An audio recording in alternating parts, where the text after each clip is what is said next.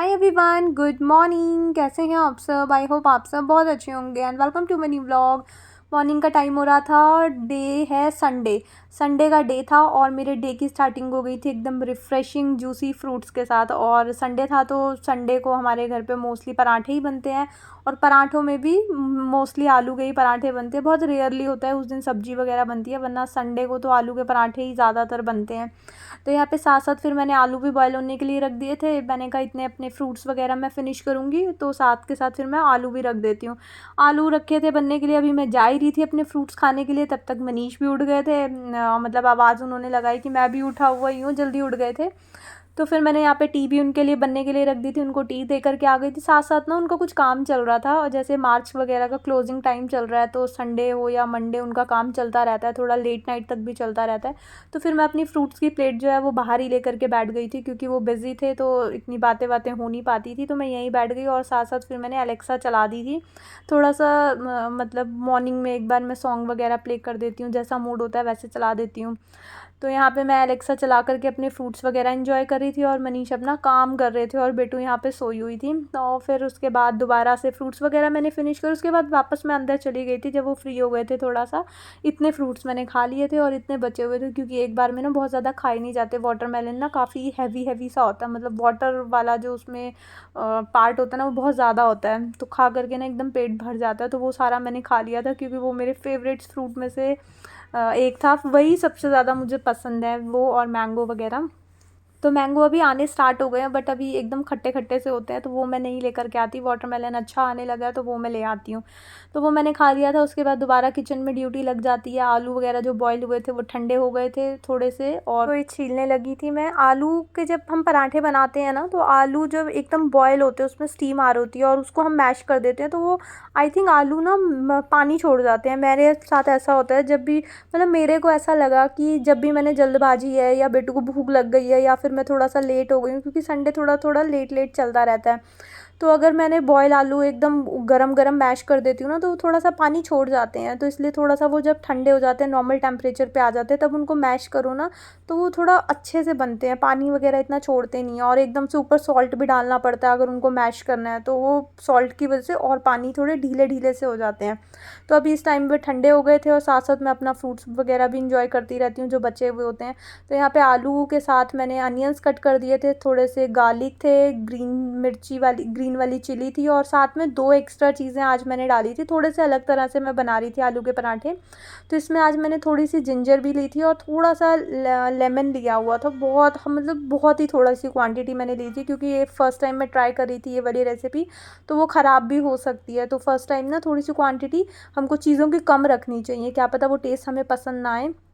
तो वो हाफ़ से भी कम वाला पोर्शन होता है ना, मतलब 1/4 पार्ट होता है लेमन का, वो बहुत पतला सा मैंने कट करा था और उसके अंदर स्क्वीज़ कर दिया था। और जो जिंजर थी वो भी मैंने इस तरह से ग्रेट कर दी थी, और साथ साथ फिर गार्लिक बचा हुआ था वो भी मैंने ग्रेट करके डाल दिया था। मतलब वैसे मैं क्रश करके डालती हूँ, बट आज सारे चीज़ों को मैंने ग्रेट करके डाल दिया था। और जो जिंजर थी उसकी क्वांटिटी भी मैंने काफ़ी कम रखी थी। जितना टुकड़ा मैंने लिया था ना, उसमें से भी मैंने थोड़ा सा बचा लिया था, क्योंकि अगेन वही फ़र्स्ट टाइम मैं यूज़ कर रही थी, तो उसका टेस्ट ना ख़राब ना हो जाए पूरी तरह से। अगर अच्छा होगा तो पता चल जाएगा, और अगर फिर ख़राब होना होगा ना, फिर कुछ कर नहीं सकते। तो इसलिए मैंने चीज़ों को कम कम क्वांटिटी में रखा था। उसके बाद फिर ग्रीन वाली जो कोरिएंडर लीव्स होती हैं वो मेरे पास थी नहीं। अभी गर्मियाँ आने लगी हैं ना, तो वो थोड़ी कम होने लगी हैं अब, तो उसकी जगह पे मैंने फिर ये डाल दिया था, कस्तूरी मेथी डाल दी थी। और हींग डालना मैं भूल गई थी, तो हींग मैंने बाद में डाल दी थी। आलू के पराठों में हींग वगैरह डालो ना तो फ्लेवर काफ़ी अच्छा आता है, तो हींग डाल दी थी। और देखो जब मैंने आलू मैश करे थे वो थोड़े ठंडे हो चुके थे, तो कितने अच्छे से मैश करे हुए आलू की स्टफिंग रेडी हुई है। वही अगर ये गरम होते ना, उसमें मेरे को सॉल्ट वगैरह ऐड करना पड़ता, तो ये ना पानी छोड़ जाते हैं, मतलब ढीले ढीले सी स्टफिंग हो जाती है। और आज मसालों में किचन किंग ख़त्म ही हुआ हुआ है, जस्ट मैंने इसमें सॉल्ट और टर्मरिक डाली थी और कुछ भी नहीं डाला था ड्राई मसालों में। बस इस तरह से मैंने स्टफिंग रेडी कर ली थी, और दूसरी साइड फिर मैंने आटा भी लगने के लिए रखा दिया था। और पराठे का जो आटा होता है ना, वो बहुत ज़्यादा हमको ढीला पतला नहीं लगाना होता, वरना पराठे जो हैं वो थोड़े से फटने लगते हैं, क्योंकि स्टफिंग जाती है तो फिर वो बहुत पतली लेयर होगी तो फटने लगेगी। तो पराठे का जो आटा होता है ना, वो थोड़ा सा हमको मीडियम रखना चाहिए, बहुत ज़्यादा सॉफ्ट भी ना हो और बहुत ज़्यादा हार्ड भी ना हो। तो यहाँ पे आलू के पराठों की स्टफ़िंग वगैरह अच्छे से रेडी हो गई थी और उसके बाद फिर मैंने स्टफ़िंग करना स्टार्ट कर दिया था, मतलब पराठे बनने स्टार्ट कर दिए थे। एक साइड टी रख दी थी बनने के लिए। जब बैठते हैं सारे अपना फ्रेशन अप वगैरह हो करके पराठे वगैरह तभी बनने के लिए रखते हैं। मनीष को नहाना होता है, पूजा करनी होती है, उसके बाद बैठते हैं। सब लोग बैठ जाते हैं तब मैं पराठे बनाना स्टार्ट करती हूँ, क्योंकि पराठे जो होते हैं एकदम गर्मा गर्म ही अच्छे लगते हैं। ठंडे पराठे गीले गीले से हो जाते हैं, वो अच्छे नहीं लगते, मतलब सौगी से हो जाते हैं ना नीचे से। उसके बाद बस पराठे बन रहे थे, थोड़ा सा घी मेरे को रिफ़िल करना था इसके अंदर, इस पॉट के अंदर, क्योंकि पराठे वगैरह में थोड़ा सा घी ज़्यादा लग जाता है और उसमें काफ़ी कम क्वांटिटी थी, तो मैं ले रही थी बार बार ना, तो स्पून में कम हो रहा था, तो उसको भी साथ के साथ मैंने रिफ़िल कर लिया था। इधर से पराठे बन रहे थे, दूसरी साइड से मेरी टी बननी हुई थी, मतलब बन चुकी थी। अभी छानती मैं तभी हूँ चाय को जब पराठा प्लेट में आ जाता है, वरना फिर ठंडी हो जाती है। और यहाँ पे हमारा गर्मा गर्म आलू का पराठा एकदम रेडी था और बहुत ही अच्छा बना था। अगर मैं थोड़ी सी जिंजर की क्वांटिटी को एक्स्ट्रा कर दूँ ना, तो वो अच्छी लग रही थी, मतलब ख़राब नहीं लग रही थी। पूछा था मैंने कैसी लग रही है, तो उन्होंने बोला अच्छा लग रहा है पराठा।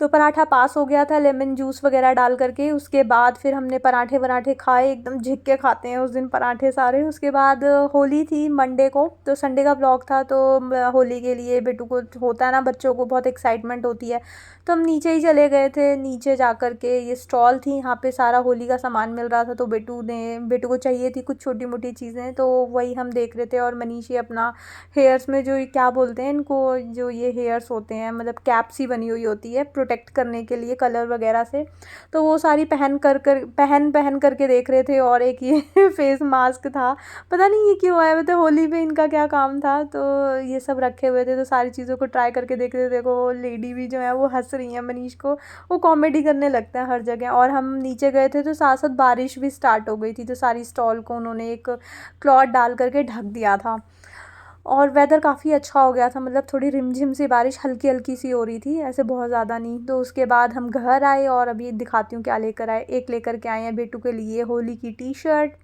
तो होली की टी शर्ट लेकर के आए थे, एक उसकी पिचकारी लेकर के आए थे, और साथ में एक आधा गुलाल वगैरह का पैकेट लेकर के आए थे। और बहुत ज़्यादा कलर वगैरह लिए नहीं थे, बस बच्चे के लिए हमने शौक वगैरह था वो ले लिया था।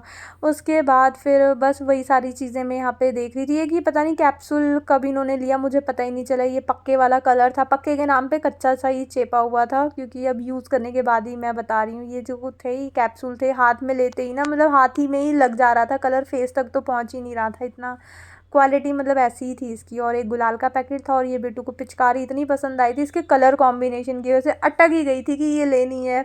इसने एक्स्ट्रा पे करा के भी यही वाली पिचकारी। और उसके बाद ये है होली वाला day. Happy Holi all of you. Monday का डे है, और कैसी गई आप सबकी होली कमेंट करके ज़रूर बताना। होली पे हमने बहुत इंजॉय करा था, और यहाँ पे चेयर पे बैठ करके मनीष अपना पापड़ वगैरह खाने पे लगे हुए थे, और यहाँ पे डांस मस्ती चल रही थी, सॉन्ग्स हमने लगाए हुए थे। और नीचे इस तरह से ऐसे स्टॉल टाइप, मतलब प्लेट्स वगैरह में कलर वगैरह रखा हुआ था, जिसको भी चाहिए वो यहाँ से ले सकता था।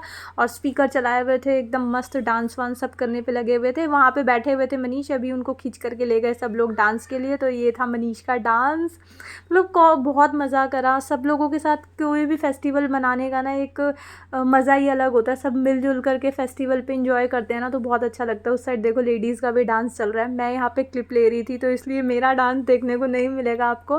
वो थोड़ा सा फ़ोन वगैरह ना सब यहाँ पे लेकर के आए नहीं थे, थोड़ी देर के लिए मैं लेकर के गई थी, ताकि मैं आप सबके साथ एक मतलब एक छोटी सी क्लिप शेयर कर सकूँ कि हमारी होली कैसे गई। तो थोड़ी सी मैंने यहाँ पे क्लिप ले ली थी होली के लिए, क्योंकि होता है ना, डर लगता है यार पानी वानी मार दिया तो काम हो जाएगा फ़ोन का। और देखो लगे पड़े हैं डांस करने पे।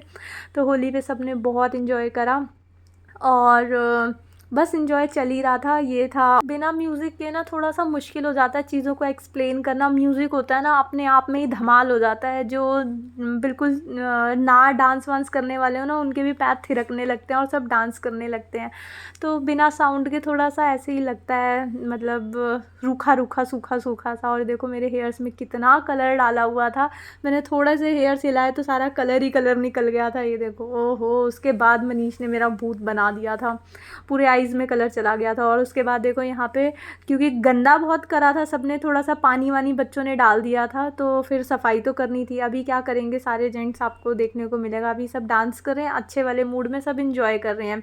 और उसके बाद जैसे पानी वानी डाला था ना, पैर बहुत स्लिप करने लगे थे। उसके बाद ये लोग क्लीनिंग किस तरह से करेंगे, आपको मेरे व्लॉग में आज एक न्यू तरह से क्लीनिंग सीखने को मिलेगी। अगर हमने कुछ गंदा करा है ना तो हम ही को क्लीन करना चाहिए।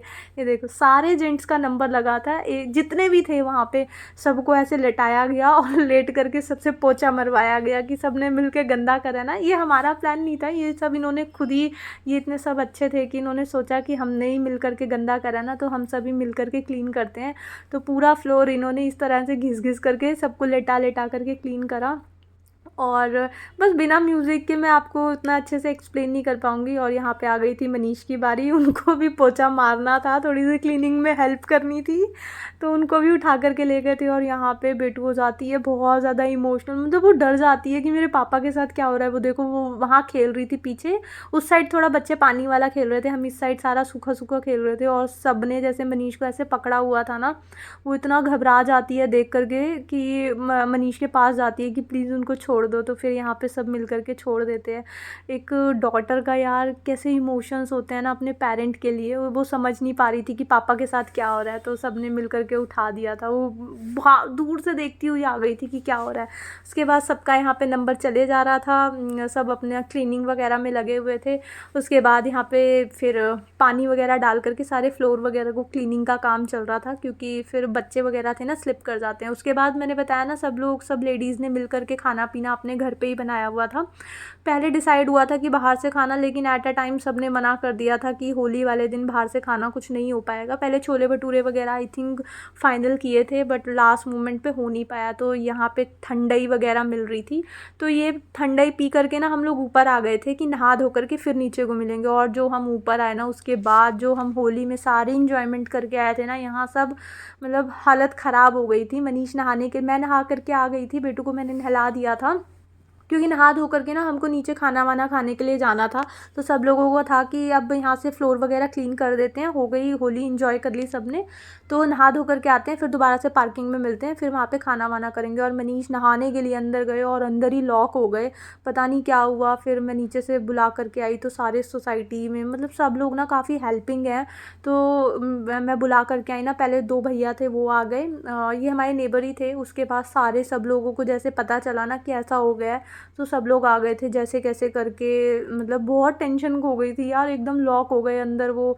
तो होली में हमने जितनी मस्ती करी थी ना, थोड़ा सा एट द एंड थोड़ा सा डिसअपॉइंटमेंट सी हो गई थी कि ये क्या हो गया।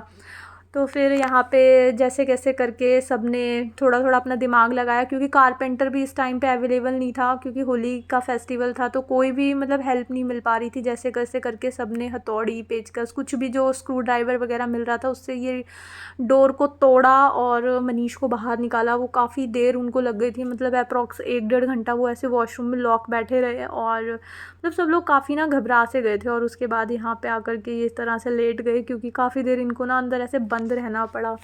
तो होली ना जाते जाते थोड़ी सी भारी पड़ गई थी हमारे ऊपर। उसके बाद फिर जाना था नीचे खाना पीने के लिए, सब लोगों का खाना पीना हो गया था और हम रह गए थे। अभी चल रहा था, मतलब लोग खाना पीना चल रहा था नीचे, और हम थोड़ा सा लेट गए थे क्योंकि ऐसा हो गया था।